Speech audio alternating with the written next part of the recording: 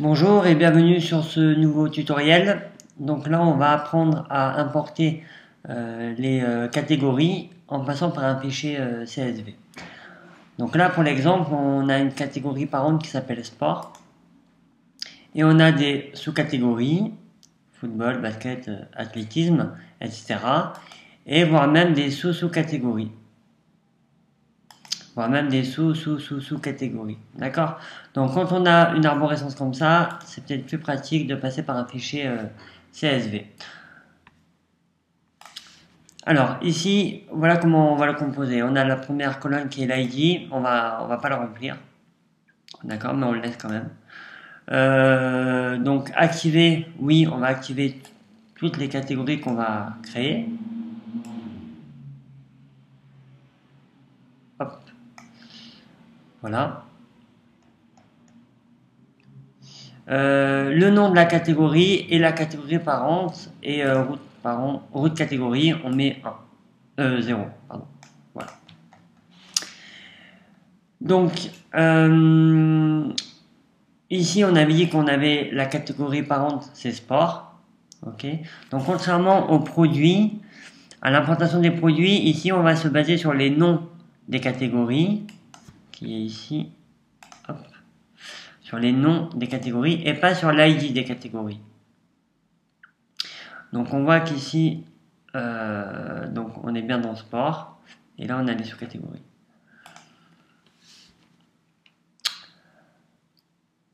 Ok, donc maintenant si on veut, donc là le but c'est d'avoir à chaque fois les sous-catégories chaussures, vêtements et accessoires pour les différents types de sport. Donc on met, si on prend l'exemple athlétisme, donc on met le nom athlétisme qui appartient à la catégorie sport. Si on veut récupérer, hop, chaussures, vêtements, et ici on dit que ça appartient à la catégorie athlétisme. Ok. Donc de cette manière, du coup, ben, ça va beaucoup plus rapidement. Donc à chaque fois j'ai mis le sport dans la catégorie sport. Et là je n'ai plus qu'à faire un copier-coller de mes sous-catégories. Hop. Et à côté, je récupère la catégorie parente.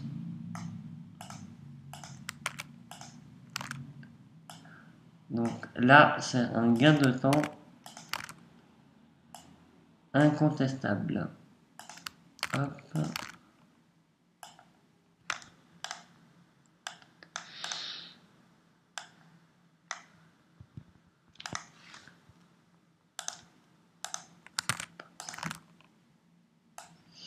Alors, on remarque que sur mes catégories, il n'y a pas d'accent sur les noms. Voilà, pour pas avoir de problème avec les caractères spéciaux.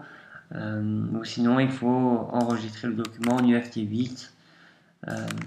C'est une manipulation en plus, bon, que je veux éviter. Donc, une fois qu'on a fini, on va enregistrer le fichier en CSV.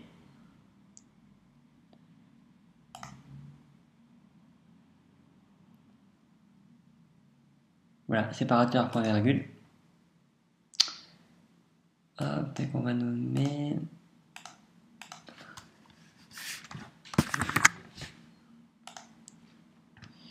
Ok, on continue.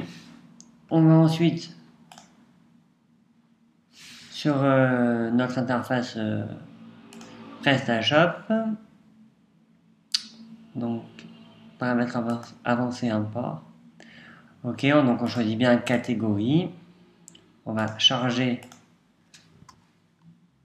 donc notre fichier CSV suivant. Et là, donc on sélectionne, donc là il dit il n'y a rien, activer oui, non, non, c'est bien ça, catégorie parent, ok, catégorie racine, très bien, importer données.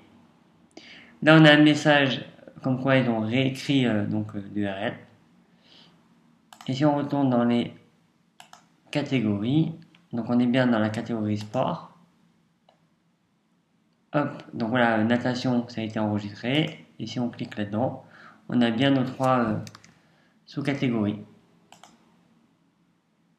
Voilà, partout, hein, donc. Alors, nous avons quand même une limite par rapport à ça. Dans notre cas, en tout cas, si on veut créer des sous-catégories, si par exemple je mets donc une liste d'accessoires, ok, donc nom, donc je mets le nom de mes sous-catégories qui appartiennent donc dans ma catégorie accessoires, ok, ça, ok, j'enregistre donc le fichier en CSV. Donc ensuite je vais importer mon fichier. Donc c'est le 3.1. Suivant. Donc là je valide et j'importe. Alors la limite elle est parce qu'en fait la catégorie accessoire comme chaussures, comme vêtements, ben je l'ai plusieurs fois. Et là PrestaShop va tout simplement regarder la première catégorie où il y a la sous-catégorie accessoire et va me rentrer effectivement les sous-catégories. Par contre, si on revient en arrière et qu'on va dans la catégorie basketball par exemple, si je vais dans accessoires, j'ai rien. Donc attention, quand on a des catégories avec les mêmes noms, ça peut ne pas se remplir.